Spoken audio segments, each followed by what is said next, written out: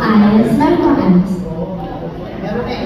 And iba na explanation ng akin. O sige, why? Hindi kasi kaya eyes, flexible, kumbaga, kaya ko maging pag buo yung yellow, strong. Kaya ko maging strong yung personality. Tapos, kaya ko rin yung tunaw. Melt, gano'n, parang kawawa, ganyan.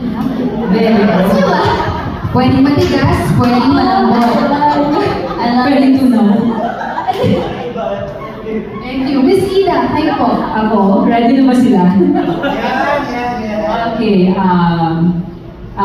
gusto ko yung ube. Kasi nga, di ba pag tinikman mo yung ube, isang kutsara lang kulang. So ulit-ulitin mo siya, lukot ka ng lukot, dila lang gano'n, hanggang maubos yung isang jar. Kasi experienced na ako, diba? Yun na ako.